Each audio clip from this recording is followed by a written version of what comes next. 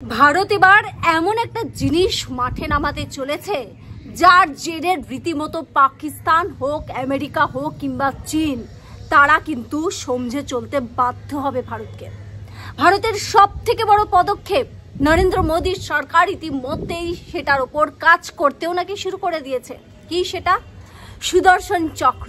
হ্যাঁ, সেই সুদর্শন চক্র যেটা ভারতকে রীতিমতো রক্ষা কবচ দেবে। শুধু তাই নয়, শত্রু দেশদেরকে রীতিমতো নাকানি চোবানি খাওয়াবে এই কবচ। কিভাবে? দেখুন আজকের প্রতিবেদন। নমস্কার, পাবলিক তথ্য বাংলায় আপনাদেরকে স্বাগত। আমি রয়েছি আপনাদের সঙ্গে শ্বেতা ভট্টাচার্য। দেখুন, রীতিমতো ভারত কিন্তু বারবার এই জিনিসটা দৃষ্টান্তটা করে দেখিয়েছে।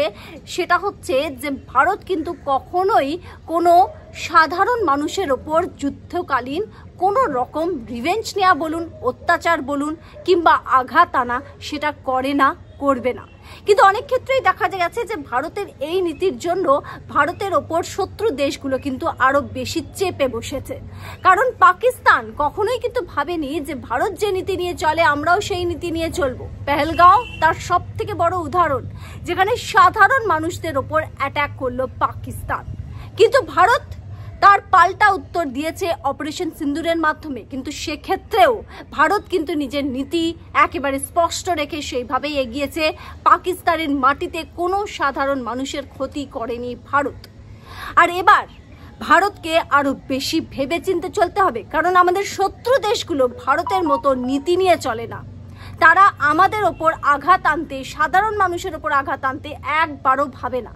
সে কারণে এবার ভারত কিন্তু কোমর বেঁধে নেমেছে যে নিজেদের সুরক্ষা নিজেদেরকেই করতে হবে, নিজেদের সাধারণ মানুষকে, জনতাকে আমাদেরই বাঁচাতে হবে। তাই এবার শোনা যাচ্ছে যে নরেন্দ্র মোদীর সরকার বড় সিদ্ধান্ত নিয়েছে। এবার গোটা ভারতবর্ষের স্কুল, কলেজ কিংবা হাসপাতাল হোক কিংবা জরুরি বেশ কিছু জায়গাকে একটি শিল্ড দিয়ে ঢেকে রাখার প্রচেষ্টা, আর সেটার নাম দেওয়া হয়েছে সুদর্শন চক্র। এই সুদর্শন চক্র এমন একটা রক্ষা কবচ হবে যেটা কিনা রীতিমতো শত্রু দেশগুলোকে কাল ঘাম ছুটিয়ে দেবে। এইভাবে কথায় কথায় আর ভারতের উপর আক্রমণ করার আগে পাকিস্তান হোক কিংবা অন্য দেশ 10 বার ভাবতে হবে। কিভাবে কাজ করবে এই সুদর্শন চক্র আজকে বলছি আপনাদেরকে। আজকে যে তথ্য আপনাদেরকে আগে দেব ভিডিওতে, আপনাদের রীতিমতো মনে হবে যে কোনো সিনেমার সিনের কথা বলছি, কিন্তু এটা কোনো সিনেমার সিন নয়। এটা রিয়েল ঘটনা, সত্য ঘটনা, যেটা আগামী দিনে ভারত এই চক্রের মাধ্যমে পেতে চলেছে। সুদর্শন চক্র ভগবান কৃষ্ণের নয়, এটা এবার ভারতের, নতুন ভারতের সুদর্শন চক্র। যে সুদর্শন চক্রটা শত্রু দেশ থেকে যদি আমাদের দেশের উপর অ্যাটাক করা হয়, কোনো মিসাইল হোক, ড্রোন হোক, তার মাধ্যমে রীতিমতো শিল্ডের কাজ করবে। ভারতের বেশ কিছু জায়গার উপর ভারতকে একটা শিল্ড কভার করে এই ডিফেন্সিভ যে শিল্ডটা, সেটাকে রক্ষা করবে ভারতের, রক্ষা করবে ভারতবাসীদের। পিএম মোদীর ভারত, পিএম মোদীর সরকার, তারা বলছেন যে এটা হবে একটা গোল্ডেন ডোম ভারতের জন্য। যে ডোমটা রীতিমতো হাসপাতাল, মন্দির, ধার্মিক স্থানগুলো যেখানে শত্রু দেশদের নজর থাকতে পারে, তারা অ্যাটাক করার কথা ভাবতে পারে, তাদের ছোড়া সেই মিসাইল হোক, ড্রোন হোক, সেটাকে আকাশেই কিন্তু ডিফিউজ করে, মানে নষ্ট করে ছুঁড়ে ফেলে দেবে এই সুদর্শন চক্র। এই শিল্ডটা এমন ভাবে কাজ করবে যাতে করে পাকিস্তান যেভাবে এই মুহূর্তে হুমকি দিচ্ছে যে আমাদের সিন্ধু ড্যাম তৈরি হতেই নাকি পরমাণু দিয়ে উড়িয়ে দেবে, সেই সমস্ত স্বপ্ন তাদের স্বপ্নই থেকে যাবে।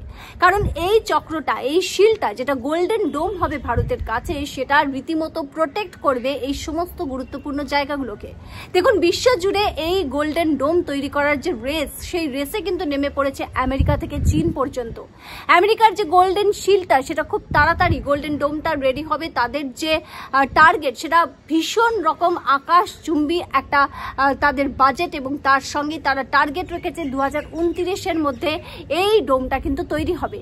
চীন কিন্তু তাদের যে শিল্ডের ওপর ভীষণভাবে কিন্তু কাজ করছে, সৌদি আরব তারাও কিন্তু কাজ করছে। অন্যদিকে ভারত, তাদের যে পরিকল্পনা, তাদের যে কথা, যেটা আমরা এই মুহূর্তে পাচ্ছি খবর, যে 2035-এর মধ্যে নাকি সেই সুদর্শন চক্রকে তৈরি করে ফেলা হবে।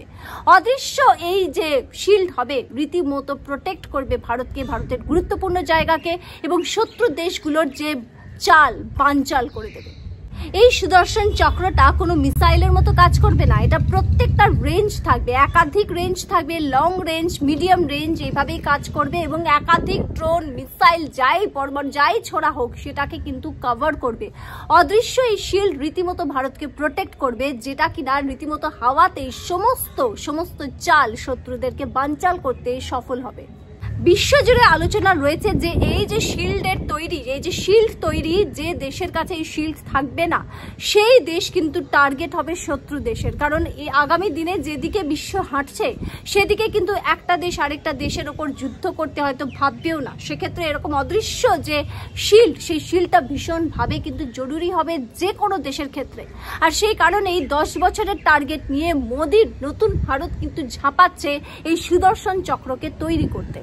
এই সুদর্শন চক্র যদি ঠিকঠাকভাবে তৈরি হয়ে যায় তাহলে ভারতের ডিপ্লোমেসির ক্ষেত্রেও কিন্তু একটা বিশাল পদক্ষেপ হবে। কারণ এই শিল্ড যে দেশের কাছে থাকবে শত্রু দেশকে ভেবে চিন্তে পদক্ষেপ নিতে হবে। কারণ দেখুন, সিন্ধু নদীর উপর যে বাঁধ তৈরি হওয়ার, যে ড্যাম তৈরি হওয়ার কথা ইতিমধ্যেই ভারত ঘোষণা করেছে। চীন চাইলে একটা বাটন প্রেস করবে আর উড়ে যেতে পারে। আজকে ভারত চীনের খুব ভালো সম্পর্ক, কালকে সেটা নাও হতে পারে। কারণ রাজনীতি, কূটনৈতিক যে সম্পর্ক সেটা প্রতি মুহূর্তে বদলায় এবং ভারত সেক্ষেত্রে একাধিকবার বন্ধু হয়ে পিছন থেকে ছুরি মেরে কিভাবে ভারতের সঙ্গে বেইমানি করে অনেক দেশ, সেটা কিন্তু প্রত্যক্ষ করেছে। তাই এবার এই সুদর্শন চক্র তৈরি করে রীতিমতো ভারত নিজেদেরকে নিজেরা বাঁচানোর চেষ্টা করবে। রীতিমতো এই সুদর্শন চক্র তাদের কাছে আসলে ভারত আরো এক ধাপ অনেকটা বেশি বিশ্বের দরবারে এগিয়ে যাবে বলেই কিন্তু মনে করা হচ্ছে। এই শিল্ড রীতিমতো যখন তৈরি হয়ে যাবে তখন শুধুমাত্র নিজের দেশকে প্রোটেক্ট করা না, যে দেশগুলো আমাদের দেশের ওপর যুদ্ধ করার কথা ভাববে, ক্ষতি করার ভাববে, তাদের কাছে কিন্তু একটা আমাদের বার্তা যে দেখো সাবধান, আমরা নিজেদেরকে শুধু প্রোটেক্ট করতে পারি না, তোমাদের দেশকেও একেবারে ছাড়খাড় করে দিতে পারি। যতক্ষণ আমরা ডিফেন্সিভ না হব, যতক্ষণ আমরা প্রস্তুত না হব, শত্রু দেশ কিন্তু চোখ রাঙানি দিয়েই যাবে। আর ঠিক এই একই কারণে যতই একে অপরকে চোখ রাঙানি দিক, রাশিয়া এবং আমেরিকা কিন্তু ডিরেক্ট কোনো সংঘাতে যাচ্ছে না, যুদ্ধ হচ্ছে না। কারণ আমেরিকা জানে যে তাদের কিন্তু রাশিয়ার সেই ক্ষমতা আছে তাদেরকে গুড়িয়ে দিতে, বা রাশিয়াও সেই অপর বিষয়টা জানে।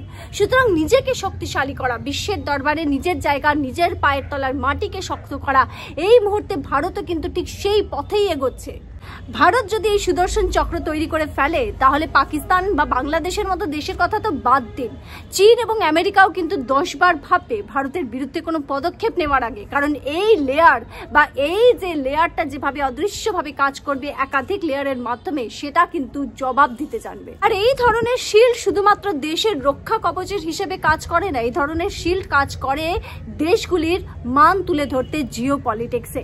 এই শিল্ড যদি তৈরি হয়ে যায় তাহলে ভারত কিন্তু আরো বেশি তাদের অস্ত্রের যে কারবার অন্য দেশের সঙ্গে সেটা করতে সফল হবে, যার দরুন যেটা হবে যে জিও পলিটিক্যাল যে জোন, যে জায়গা, সেখানে ভারতের মান, ভারতের জায়গা আরো অনেক বেশি শক্তপোক্ত হবে।